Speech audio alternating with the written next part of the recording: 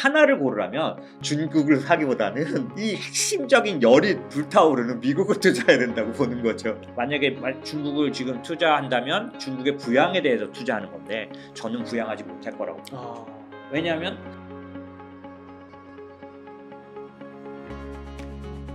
미중 패권 전쟁 속에서 지금 이제 중국 경제가 좀 어렵다, 뭐 네. 부동산이 터진다, 막 네. 이런 뉴스들이 많이 들려오는데 아까 앞서서 하반기부터 좀 좋아질 거라고 또 얘기도 하셨잖아요. 네. 좀 중국 경제는 어떻게 바라보고 계세요? 사실 이제 중국의 그 경제 디테일한 면들은 여러 가지로 이제 그쪽 전문가분들이 말씀하실 수 있으실 것 같고요. 저는 이제 크게 봐서 중국의 미래, 현재 상태 이런 정도를 말씀드리고 싶은데 이것도 사실 중국을 들어가서 중국의 지표를 보고 말씀드리는 건 아니고요. 과거에 미국이 동일하게 중국과 지금 하고 있는 패권 전쟁을 한 번 더 벌인 적이 있어요. 80년대 중반, 크게는 이제 1985년에 프라자 합의라고 해서 그 5개 선진 국가와 일본이 포함된 6개 국가가 프라자 호텔에서 협의를 합니다. 어떤 선언을 하는데 이 내용이 뭐였냐면 그 당시에 전 세계 공장이라고 불리던 일본 대표적인 제조업 국가. 네. 그러니까 어떤 거냐면 크게 가면 2차 세계대전이 끝나고 미국이 요즘 오펜하이머가 이 얘기잖아요. 네. 그래서 그 원자탄에 의해서 일본은 폐허가 됐는데 이 일본을 아예 일어설 수 없는 국가로 만들 것이냐 아니면 여기를 그 당시 미국에 가장 많이 어떤 그 중요한 그런 어떤 상품이 뭐였냐면 트랜지스터였었어요. 네.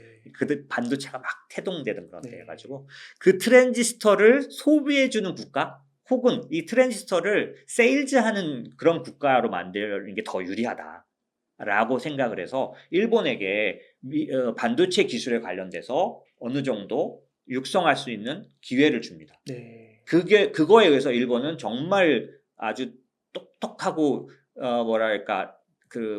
부지런한 아이처럼 성장을 해서 80년대 중반쯤 됐을 때는 이미 미국을 위협하는 상대까지. 그래서 저는 그런 말 가끔 하는데 저 진짜 80년대에는 일본이 미국을 사는 줄 알았어요.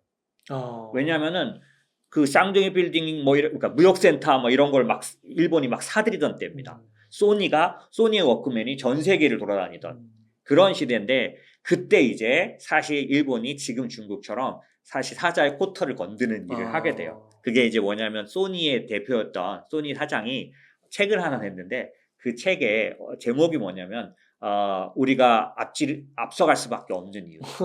앞에 이렇게 써 있어요. 노라고 대답할 수 있는 일본 사람. 이게 무슨 말이냐면 네. 이제 미국에게 노라고 말할 수 있다는 거예요. 그러니까 미국이 지금까지는 계속 얘네를 길러줬잖아요. 그거에 대해서 납작 엎드렸던 걸 바꾸겠다는 거예요.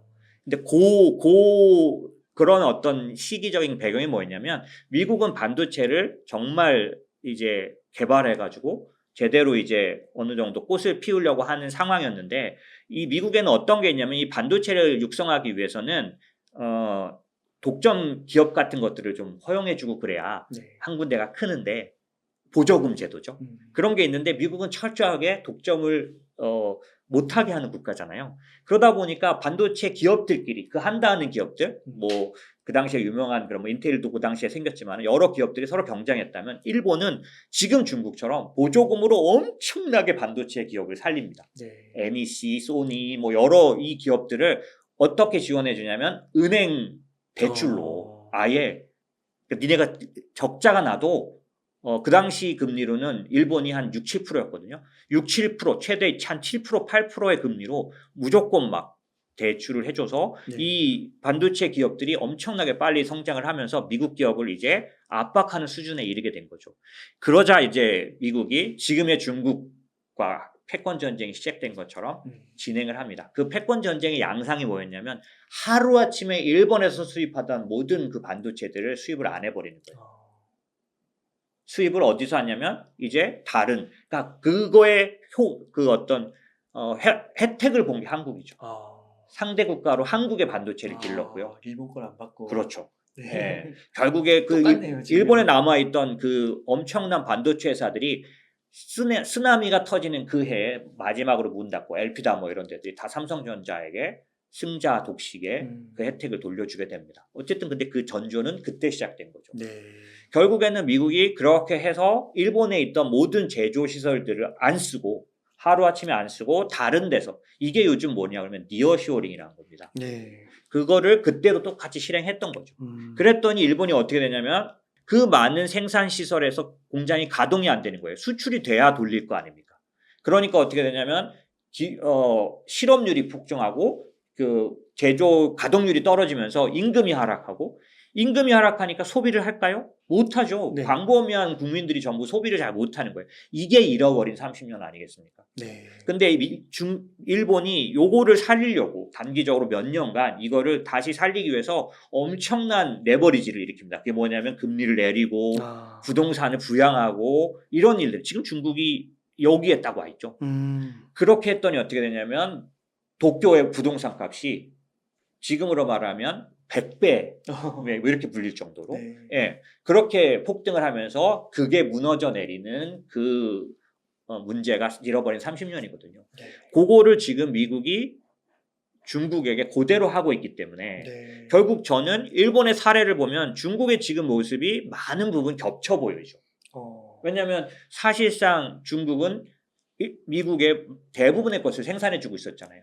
특히 반도체도 굉장히 많은 부분인데 어찌됐든 그런 모든 것들을 하루아침에 이제 중국에서 안 가져가고 있고 실제로 숫자를 보면 미국에다 수출하던 그런 그 수출의 부분이 3분의 1 정도 떨어졌어요. 중국이. 뭐 이럴 정도로 3분의 1까지 3분의 2가 없어진 거죠. 그런 정도로 떨어졌기 때문에 기본적으로 중국은 지난 80년대 후반에 일본처럼 수출과 수입이 다 같이 떨어지는 디플레이션 그런 시기로 들어가는 뭐 중간에 지금 이제 시작에 중국이 그런 상황에 있는 거고요. 다만 이 상황을 탈출하기 위해서 중국이 부양을 할 거라는 게 이게 전 세계 시장의 어떤 기대거든요. 질문 주신 것처럼 중국 시장을 어떻게 생각하세요? 라고 물어보신다면 중국에다 투자를 해도 좋을까요? 중국 시장은 언제 투자할 수 있을까요? 라는 질문과 같은데 제 대답은 지금 말씀드린 일본의 사례를 보면 그거에 대한 대답도 나온다는 거예요. 무슨 얘기냐면 사실 중국은 일본이 왜 잃어버린 30년이 됐는지 정확하게 알고 있습니다.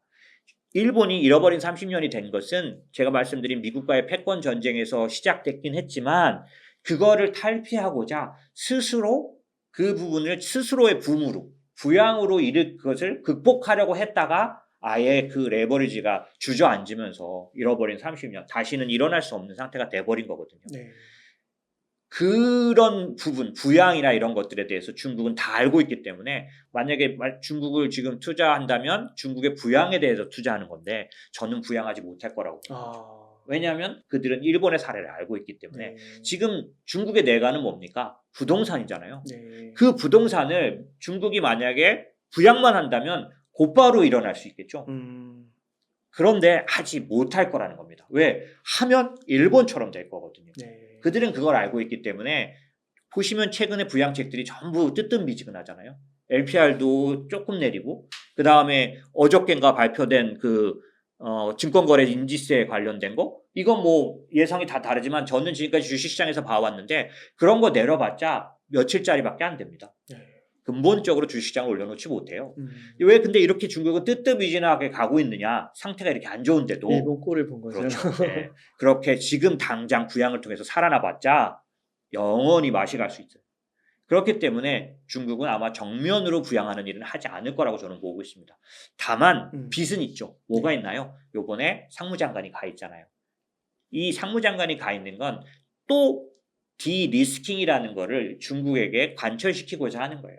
지금까지 옐런도 갔고 그 다음에 토니 블링컨도 갔고 그 다음에 지금 상무장관도 갔는데 이 사람들이 가서 계속 뭘 하고 있냐면 야 우리 디커플링 아니야 디리스킹이야 이 얘기하고 있는 건데 지난번 세 사람은 가서 직접 설명까지 했어요. 디리스킹이 뭐냐면 이러면서 근데 이 이유가 뭐냐면 디리스킹 큰 차이는 뭐냐면 너네한테 절대로 주면 안 되는 핵심 기술에 대해서는 우리가 끝까지 갈 거야.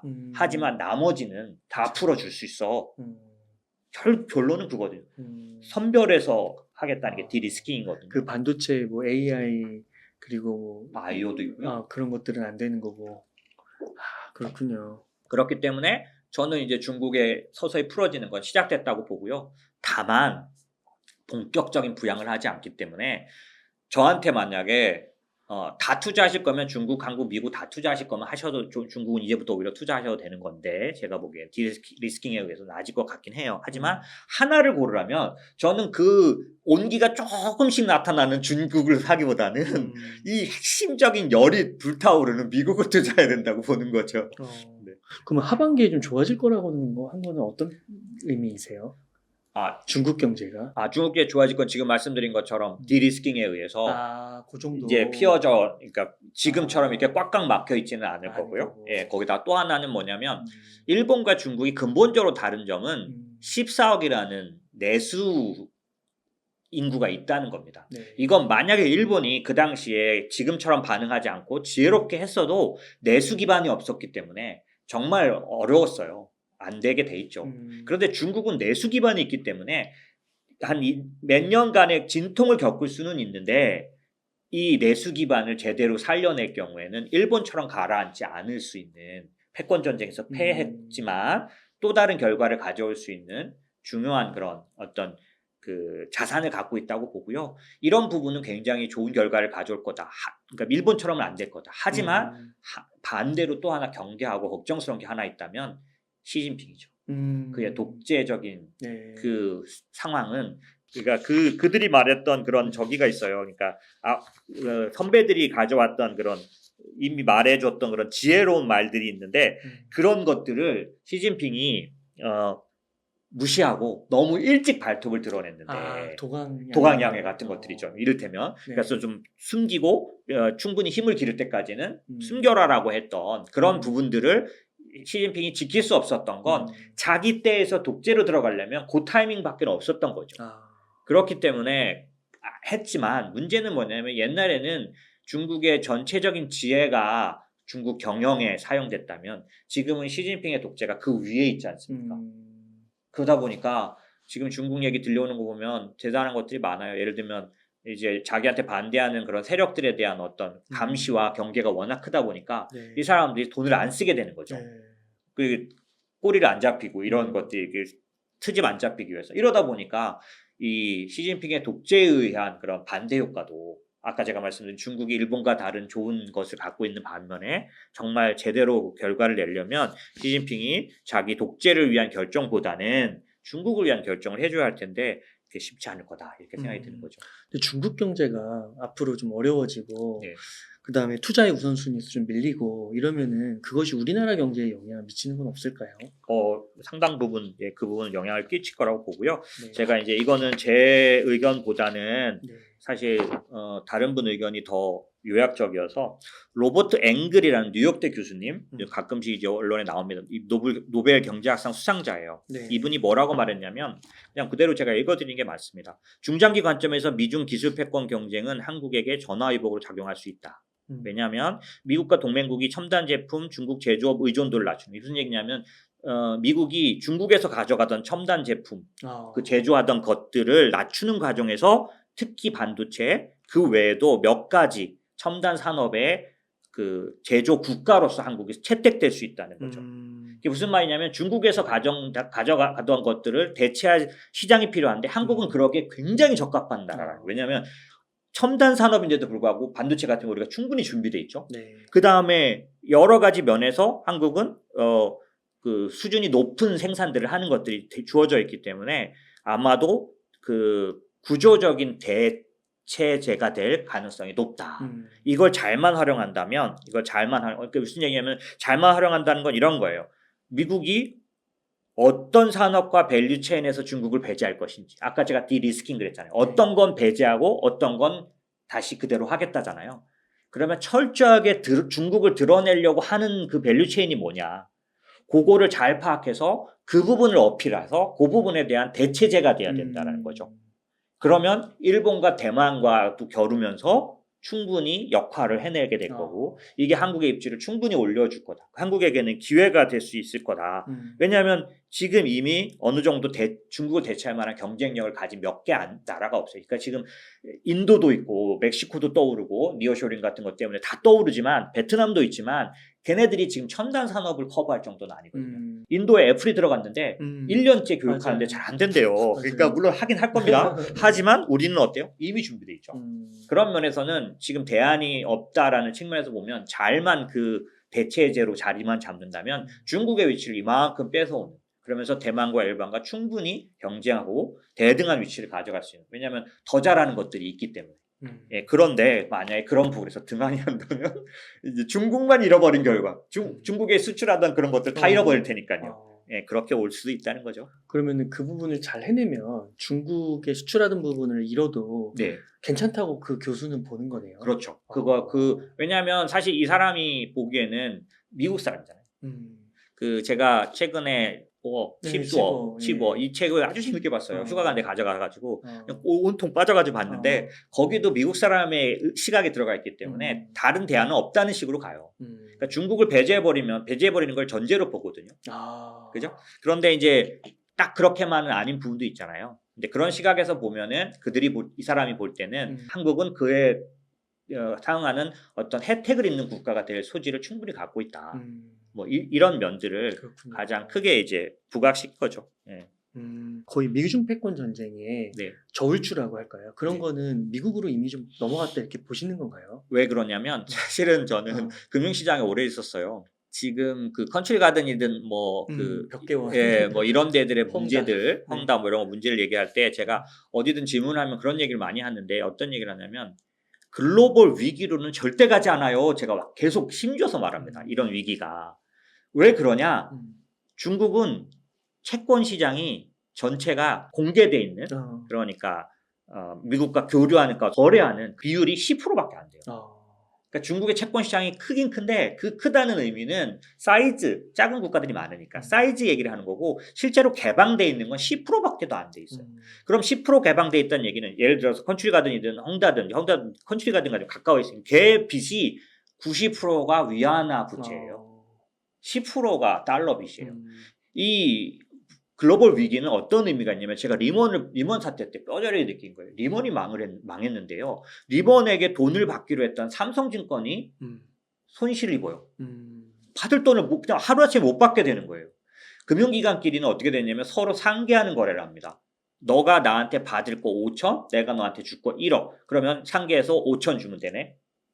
거의 월별로 이렇게 거래하거든요. 진짜로 뭐 1억 가고 5천 가지 않고 이런 식으로 거래하는데 리먼이 망했더니 한국의 증권사 중에 몇 군데는 그냥 처절하게 손실 처리를 해야 되는 거예요. 하루아침에. 이게 그 유럽 위기 뭐냐면 그리스의